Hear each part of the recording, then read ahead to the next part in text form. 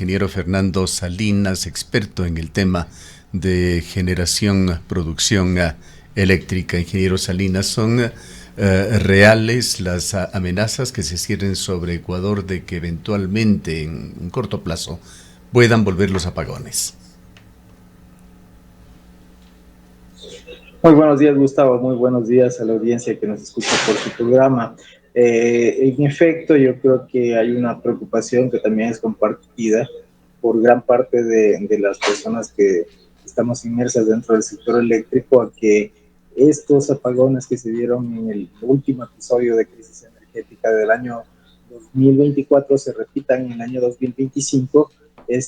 Las condiciones meteorológicas, especialmente las que hay información, por ejemplo en Colombia, nos dicen que se están reduciendo los aportes hídricos a las centrales hidroeléctricas de ese país, y algo parecido puede estar pasando ya en el nuestro, que puede hacer prever un escenario de escasez de lluvias también en el nuestro, que determinaría pues para el mes de abril, para el mes de mayo, una nueva etapa de racionamientos energéticos.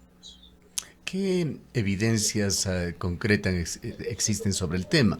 Pero sobre todo en cuanto a las previsiones o falta de previsiones que se hayan dado aquí en Ecuador tras semejante situación que tuvimos que enfrentar y soportar en el 2024, que ha dejado secuelas muy graves para la economía ecuatoriana. ¿Qué es lo que ha hecho el gobierno de Daniel Noboa para tratar de estrechar esa gran brecha entre demanda y la energía eléctrica que está disponible? Sí, Gustavo, es justamente lo que la preocupación nace efectivamente porque vemos que de parte del gobierno nacional, del Ministerio de Energía y Minas, existe, digamos, bastantes pronunciamientos de que se está recuperando generación térmica, de que se va a contratar generación también de carácter térmico emergente, pero en los hechos, digamos, existen los 300 megavatios de barcaza rentadas a esta empresa Cat Powership, y unos pocos megavatios, digamos, que se han hecho presentes tanto en generación térmica como en generación hidroeléctrica. Rescato, por ejemplo, el tema que se haya puesto en funcionamiento una de las turbinas de la central Ayuriquín, que es del complejo Toachi Pilatón, que está proveyendo alrededor de 68 megavatios al Sistema Nacional Interconectado. Pero más allá de eso, pues existe la preocupación porque de esta energía emergente de carácter termoeléctrico se tenían que contratar alrededor de 1.000 megavatios, y ese fue, digamos, el compromiso del parte de las autoridades. Sin embargo, de eso, como repito, apenas 300 de estos 1.000 megavatios aproximadamente que se iban a contratar, pues solo el 30% ya son un hecho, una realidad, mientras que los otros son solamente pronunciamientos, son de alguna manera aspiraciones que se tienen que concretar en la realidad en los próximos meses. Esperemos que eso sea así por el bien del país. Para ingeniero Salinas, muy buenos días. De estos 1.189 megavatios que iba a contratar el presidente a través de estas rondas de contratación para comprar y alquilar estos megavatios, en realidad, como usted mismo manifiesta, se ha cumplido muy poco, pero no solamente preocupa que no se haya concretado, sino las dificultades que ha habido para estas contrataciones. Ha habido incumplimientos, muchos de estos contratos no han logrado cumplirse, y esto implica también efecto negativo en la economía del país. O sea, tiene sin duda alguna otros efectos, no solamente el retraso en la implementación o en la adquisición de estos más de 1.000 megavatios que se esperaba. Bueno, es de dominio público, prácticamente la misma ministra de Energía ha informado a través de los medios de comunicación tradicionales que había, por ejemplo, un retraso respecto a la puesta en marcha de los 150 megavatios de una empresa que, digamos, se le dio un contrato millonario de alrededor de unos 150 millones de dólares para proveer justamente 150 megavatios. De alguna manera eso pone un matiz de carácter legal, de contratación pública, que de alguna manera no se ha cumplido. Y sí, eso efectivamente, digamos que afecta de alguna manera las previsiones tanto energéticas como también el tema de la economía del país, porque inmersos están allí recursos públicos. Ahora, ¿qué mecanismos se tienen para contrastar las informaciones? Eh, Más en época de campaña, cualquier cosa se puede decir y es importante hacer una verificación de lo que se dice desde el sector oficial. La ministra Manzano, de que no habrá apagones, de que se está trabajando muy intensamente en este tema. El presidente de la República, Daniel Noboa, en una declaración que hizo hace 8 días, aseveraba también que no habrá ningún problema este año y concretamente dijo que se han recuperado 500 megavatios del parque termoeléctrico que estuvo desatendido durante muchos años. Se puede verificar esta cifra de los 500 megavatios mencionadas o mencionado por el presidente. La verdad, yo digo, pongo con toda honestidad de tela de duda estas afirmaciones. A mí me parece que son afirmaciones más de carácter político, dado justamente que estamos en una campaña política. El señor presidente de la República está terciando por hacerse nuevamente del Poder Ejecutivo, pues, y yo creo que estas afirmaciones van por allí más bien. La realidad es otra, la realidad es la que acabo de decirles, solo 300 megavatios de alrededor de 1000 megavatios de energía térmica emergente, y hay un esfuerzo, digamos, en el tema de Toachi-Piratón, que hay que reconocerlo, hay que ser justo y hay que ser mesurado, y que, digamos, en el próximo trimestre, es decir, ya entre marzo, abril, a lo mejor ya se pone en marcha ya todo el Toachi Pilatón, que representaría en total, ¿no? En total alrededor de 250 megavatios. Respecto de Colombia, ingeniero, también se ha dicho que podría garantizar energía para Ecuador, quizás hasta marzo o abril, porque además de esto también va a depender mucho de la situación de sequía o no en relación al clima, en realidad, de lo que pase en ese país. Es decir, tampoco tenemos una garantía con Colombia. El tema de Colombia es un ingrediente muy importante para la provisión energética eléctrica de nuestro país. Alrededor de 10% de energía que consumió en este país en el último año fue, tal vez un poquito menos, provisto por parte de Colombia, pero fue muy importante, especialmente cuando en un principio se recortó ese suministro y luego de eso digamos, se lo recuperó, y con eso pues también se culminaron los cortes de energía, o al menos se hicieron más cortos en los tiempos los cortes de energía, de suministro de energía eléctrica. Entonces, Colombia es muy importante por eso, y en Colombia últimamente tenemos información del Operador Nacional de Electricidad de allá de Colombia, de que los aportes a las principales cuencas de los ríos donde se encuentran sus centrales hidroeléctricas están reduciéndose.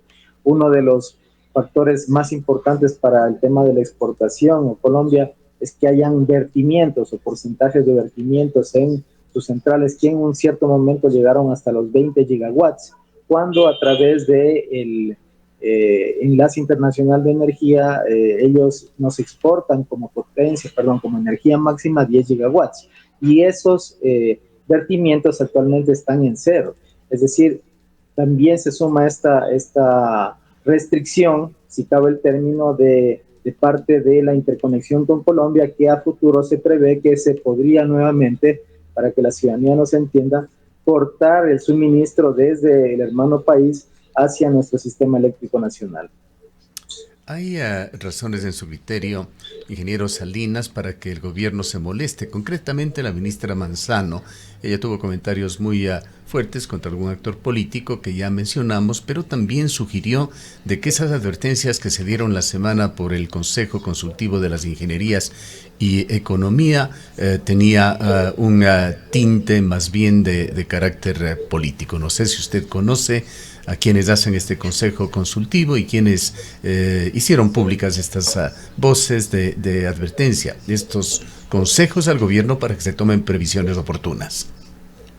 Bueno, desconozco, digamos, tal vez la idoneidad de este consejo consultivo. Lo que sí puedo dar fe es que son personas que están ligados a los colegios de ingenieros eléctricos civiles, y me parece que están el colegio de ingenieros de economistas de Pichincha, ¿sí? Ahora, si es que lo hacen con un tema con un tinte político, con una aspiración tal vez de modificar la intención del voto, eso no lo conozco. Sin embargo, de ello yo creo que es legítima la preocupación, que yo la comparto también, debido a los escasos, digamos, resultados que está teniendo esta provisión de energía térmica para la provisión de nuestro país a futuro, que se tiene que, digamos, proveer para afrontar el estiaje, especialmente el estiaje que ese sí se va a dar con toda seguridad en el mes de septiembre de este año 2025.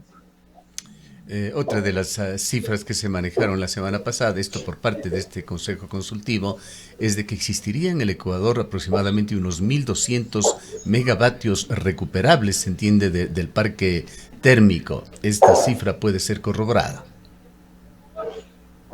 Yo allí, Gustavo, pongo en tela de duda esas cifras. Y digo, pongo en tela de duda debido a que nuestro parque térmico es bastante obsoleto, es viejo.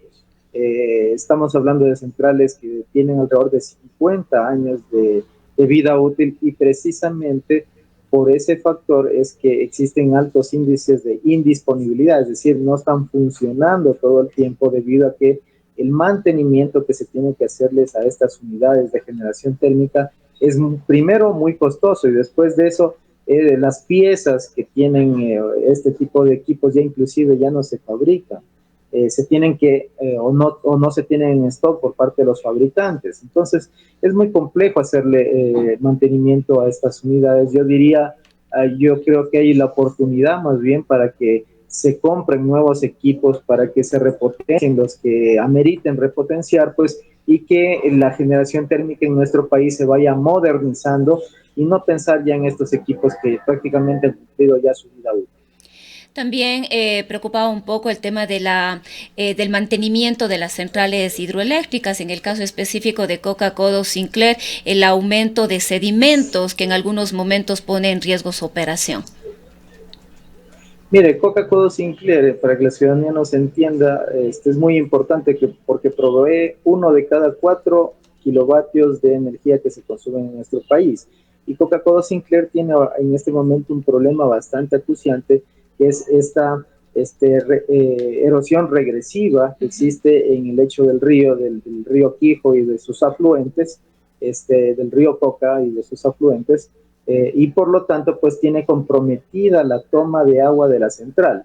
Allí existen unas obras que también son de carácter emergente, que se está desarrollando por parte de el operador en este caso de generación y transmisión del país, que es la SELEC, y pues se está esperando a que estas obras culminen y se pueda de alguna manera tener ya listas para afrontar el próximo estiaje, para que el impacto, ¿no es cierto?, de los sedimentos, que es parte de esta erosión regresiva, no sea tan profundo. Pero yo voy un poco más allá. En la central del Molino también existe o se tiene de alguna manera que hacer obras de mantenimiento en uno de los túneles de conducción. Esto es parte de un informe inclusive de la Contraloría General del Estado, y que trascendió el año pasado. No se ha hecho este mantenimiento debido evidentemente a que no se puede parar una central tan importante como Paute Molino, pero ya se tiene de alguna manera que comenzar a pensar en que se tiene que parar por algún tiempo esa central mientras se hace este mantenimiento en uno de los túneles de conducción. Es decir, hay muchas cosas por hacer dentro del sector eléctrico ecuatoriano, y que las autoridades tienen que ponerlas de alguna manera en su lista de proyectos con carácter prioritario. Para finalizar, ingeniero Salinas, para este 2025, ¿cuál es su estimación sobre la proyección de la demanda pico en Ecuador? ¿Y cuál sería también la oferta pico que tiene el Sistema Interconectado Nacional, así como cuáles los niveles de oferta de energía que podrían darse si el estiaje vuelve a afectar al complejo Paute y a Coca-Codo Sinclair fundamentalmente?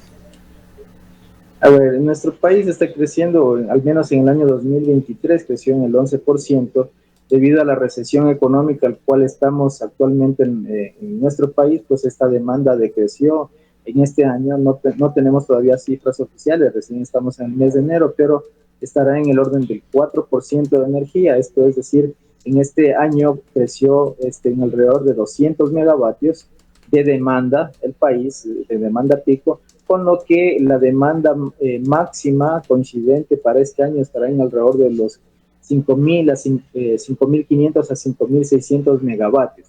Pero el problema no es un problema de falta de generación, sino es un problema básicamente de falta del recurso en cierta época del año, porque nuestro país tiene alrededor de 8.000 megavatios de potencia instalada, que comparado con los 5.500, pues se supondría que podríamos de alguna manera superarla sin ningún tipo de dificultad.